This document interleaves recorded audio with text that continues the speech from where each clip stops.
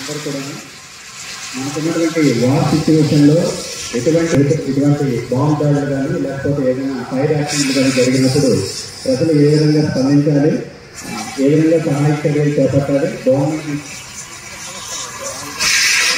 Government నుంచి ఏ విధంగా సహాయ చర్యలు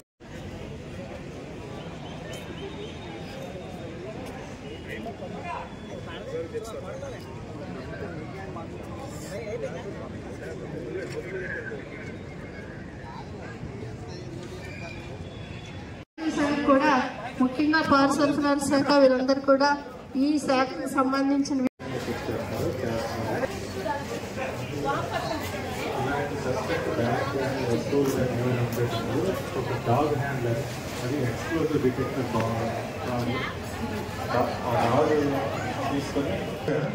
ఎక్స్ప్లోజివ్ డిటెక్ట్ చేసే డాగ్ పంపిస్తున్నారు. ఎక్స్ప్లోజివ్ డిటెక్షన్ డాగ్ ఆ డాగ్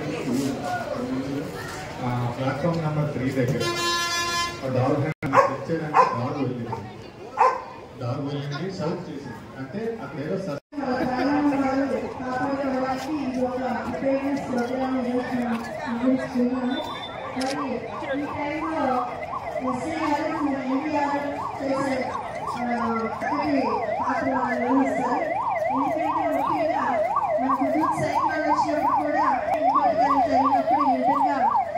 చెట్లు కటింగ్ చేసుకోవడం ఇవన్నీ కూడా ఎన్డీఆర్ఎఫ్ చాలా చక్కగా నిర్వహించారు. మరి ఈ సందర్భంగా తీసుకురావడం జరుగుతుంది. సో దానికి సంబంధించిన సేఫ్టీ ప్రికాషన్స్ ప్రతి ఒక్కరు పాటించి పైకి వెళ్ళడం జరుగుతుంది.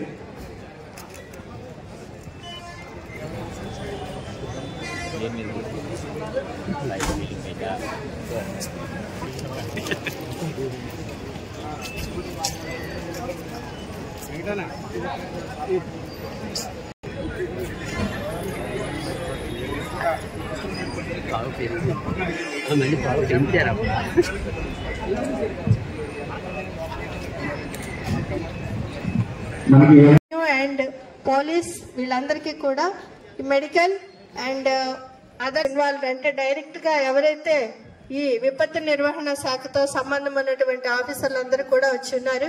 మరి ముఖ్యంగా మరి రెవెన్యూ డివిజన్ అధికారి గారు కూడా సందర్భంలో కూడా ఎక్కడ ఏ కెలామిటీ వచ్చినా సరే ఆ వరదలు అవనండి లేకపోతే ఇంకొకటి అవనండి లేకపోతే వాళ్ళు చేయడం జరుగుతుంది. ప్రతి సంవత్సరము మరియు వైద్య శాఖ వారు కూడా ఇక్కడ ఉన్నారు. వారు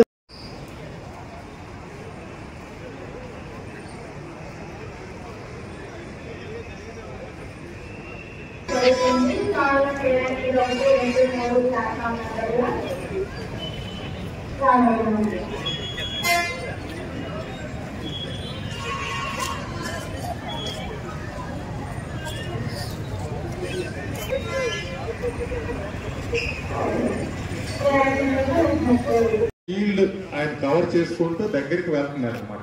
అక్కడ ఏమైనా బ్లాస్ట్ కానీ అని జరగకుండా బాంబ్ షీల్డ్ దగ్గర పెట్టుకుని ఆయన దగ్గరికి వెళ్ళి అక్కడ ఏమో చెక్ చేసుకుంటారు. ముందుగా డాగ్ సస్పెక్ట్ చేసింది కాబట్టి ఆయన మళ్ళీ వెళ్ళి దాంతో చెక్ చేస్తున్నారు. ఆయన పూర్తిగా అక్కడ ఏదో సంబంధించిన బాంబు ఉంది లేకపోతే ఏదైనా ఎక్స్ప్లోజివ్ ఉంది అంటే దాని ద్వారా ఆయన కన్ఫర్మ్ చేసుకుంటారు. దాన్ని తీసుకొని వెళ్ళారు. ఎక్స్ప్లోజివ్ వేపర్ డిటెక్టర్స్ తో చెక్ చేస్తున్నారు. వేపర్ డిటెక్టర్స్ తో చెక్ చేస్తారు. అందులో ఎటువంటి ఎక్స్ప్లోజివ్స్ ఉన్నా హై ఎక్స్ప్లోజివ్స్ ఇటువంటి హై ఎక్స్ప్లోజివ్స్ టెక్నీషియన్స్ వెళ్తారు.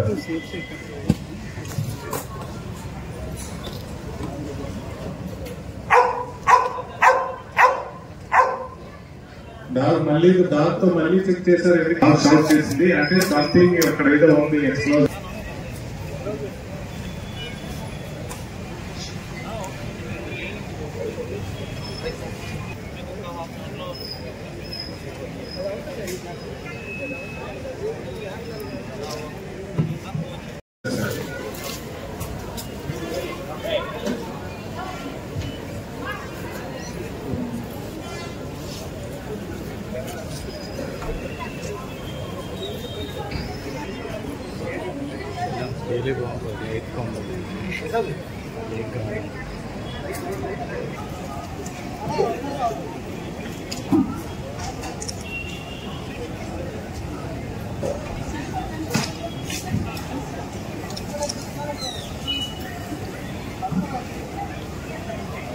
టెక్నీషియన్ తన దగ్గర ఉన్న ఎక్విప్మెంట్ అది ఆర్ఎస్పి అంటారు. RSP tool kit, rendering safe procedure tool kit. అది సేఫ్ ప్రొసీజర్ టూల్ కిట్ తో ఆ బాంబు డిఫ్యూజ్ చేస్తారు. దాన్ని చాలా జాగ్రత్తగా హ్యాండిల్ చేయాల్సి ఉంటుంది. లేకపోతే ఇంత పబ్లిక్ ప్లేస్ లో దాన్ని హ్యాండిల్ చేయడం చాలా ప్రమాదకరం.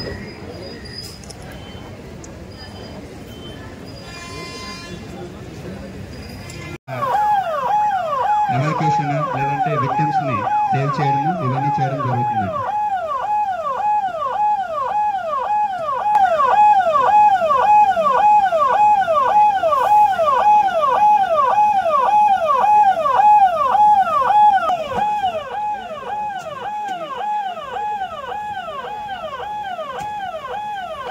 మనకి ఇంకలో కూడా సెకండ్ ఫ్లోర్ లో ఇక్కడ ఉన్నటువంటి బిల్డింగ్ 5 ఫ్లోర్ లో కొంతమంది ఉన్నట్టు మనకి సమాచారం అందడంతో ఎన్డీఆర్ఎఫ్ వాళ్ళు అక్కడ ఉన్నటువంటి పర్సన్స్ ని విక్టిమ్స్ ని ఎవాక్యుయేట్ చేయడానికి వాడుకున్నటువంటి సహాయంతో ఎవాక్యుయేషన్ లో భాగంగా అక్కడ ఉన్నటువంటి పర్సన్ ఎవరైతే ఉన్నారో ఇంజనీర్ అయిన పర్సన్ అతను పూర్తిగా లేవలేని స్థితి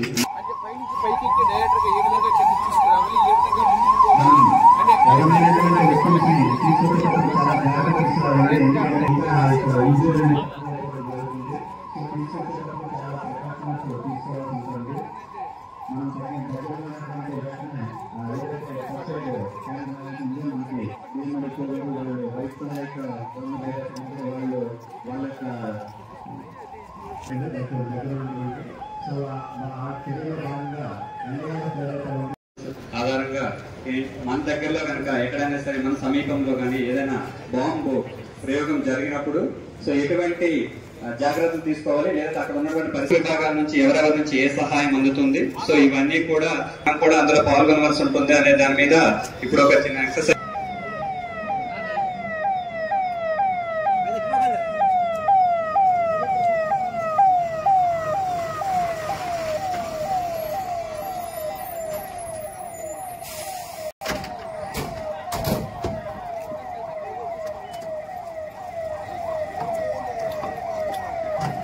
సార్, ఫైర్ డిపార్ట్మెంట్ సంఘటనలో వాడుతున్నటువంటి ఫైర్ ఎక్స్టింగ్విషర్స్ కానీ తర్వాత వాటర్ ప్రజెస్ కానీ వాటిని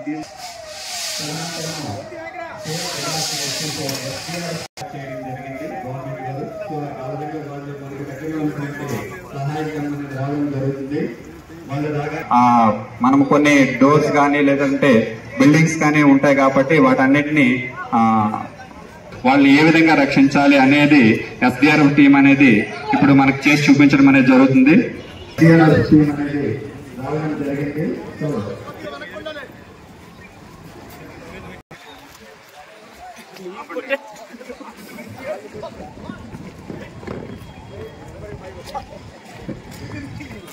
ఎస్డీఆర్ఎఫ్ దీనికి సంబంధించినటువంటి కార్యక్రమాలు అనేది కూడా ఇప్పుడు చేయడం జరుగుతుందండి.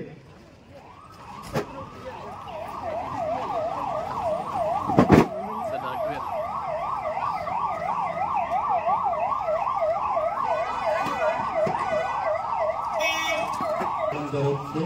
వాళ్ళు వెళ్ళి లోపల ఏ విధమైనటువంటి పరిస్థితి ఉంది, ఏ విధంగా రెస్క్యూ చేయవచ్చు అనే దాన్ని చూడడం అనేది జరుగుతుంది.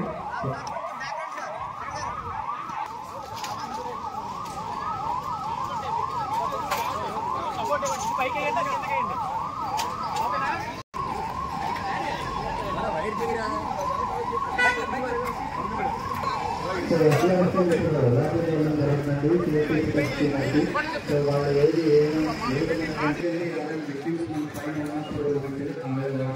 తెలిసినప్పుడు మనం బయట వెళ్ళి అక్కడ వాళ్ళని రెస్క్యూ చేయడం జరుగుతుంది. ఒకవేళ ఎవరైనా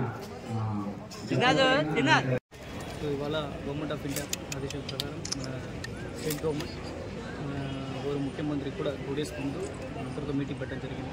సో వార్ సిచ్యువేషన్ని ఎలా హ్యాండిల్ చేయాలనేది కూడా ముఖ్య ఇన్స్ట్రక్షన్స్ కూడా అందరికీ ఇవ్వడం జరిగింది. ఆ ఇన్స్ట్రక్షన్ ఇచ్చిన తర్వాత మన స్టేట్ డిసాస్టర్ మేనేజ్మెంట్ ఏజెన్సీ ద్వారా మనకి నిన్న ఒక కమ్యూనికేషన్ వచ్చింది. ఆ కమ్యూనికేషన్లో మాక్ డ్రిల్ అనేది అన్ని చోట్ల జరగాలి.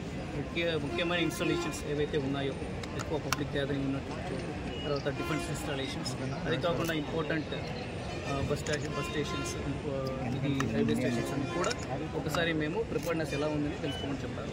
సో దానికి సంబంధించి మేము ఇవాళ ఈ డేట్ 13th నాటికి ఈవినింగ్ 4 o'clockకి మేము ఈ బస్ స్టేషన్లో ఈ ప్రిపేర్నెస్ సంబంధించి ఒక మాటలు పెట్టడం జరిగింది. కలెక్టర్ గారు ఆదేశం మేరకు మేమందరూ కూడా ఇక్కడ గ్యాదర్ అవ్వడం జరిగింది. ఇందులో ముఖ్యమైన డిపార్ట్మెంట్స్ ఏవైతే ఎన్డీఆర్ఎఫ్, ఎస్డీఆర్ఎఫ్, తర్వాత police, revenue and also medical department ఈ సహాయంతో మేము ఇవాళ చక్కగా అవేర్నెస్ క్రియేషన్ చేసాము. 3-4 సినారీస్ చూపించారు. అందులో ఎవరెవరు ఏం చేయాలి, వాళ్ళకి ఏమేమి రూల్స్ అండ్ రెస్పాన్సిబిలిటీ ఉన్నాయో కూడా క్లియర్గా చూపించారు. ఇందులో ముఖ్యంగా ప్రజలు కూడా చాలా ఇంట్రెస్ట్గా పాల్గొన్నారు. వాళ్ళు కూడా ఫొటోస్, వీడియోస్ అన్నీ కూడా తీశారు. అండ్ మేము మా కోరిక ఒకటే, సో ఇలాంటి ఒక war situation for any other disasters, man-made disaster జరిగినప్పుడు కూడా మనందరూ కూడా ఎలా దీన్ని ఇది చేయాలి, అండ్ ప్రతి డిపార్ట్మెంట్ రోల్స్ కూడా ఏమేమి ఉన్నాయో అవన్నీ కూడా ఎలా ఉంటుంది.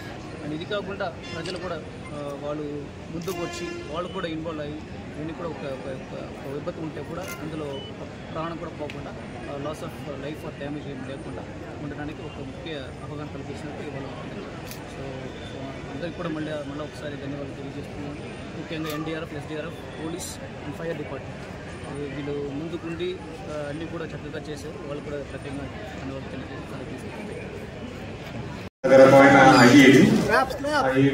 అది ప్రెస్ మెకానిజమే పనిచేస్తుంది. దాన్ని ఎవరైనా యాంటీ హ్యాండ్లింగ్ చేసినా, ప్రెస్ చేసినా అది బ్లాస్ట్ అవుతుంది అనమాట. అదిగోండి ఆయన చేతిలో ఉంది, అది ఎక్స్ప్లోజివ్, హై ఎక్స్ప్లోజివ్. దానికి ఏమో కార్డెక్స్ ని కాంటాక్ట్ చేసి ఒక బ్యాటరీ ద్వారా కనెక్ట్ చేశారు. దాన్ని ఎవరైనా అక్కడ బ్యాగ్ ఉంటే అది ఆ బ్యాగ్ మనం ఎప్పుడైతే మనకి ఇలా బయటకు కనిపిస్తుంది కదా, దీని మీద ఫుడ్ మ్యాట్ కానీ లేకపోతే డోర్ లోపలికి వెళ్ళే దగ్గర ఫుడ్ మ్యాట్ ఉంటుంది కింద ఉంటుందన్నమాట.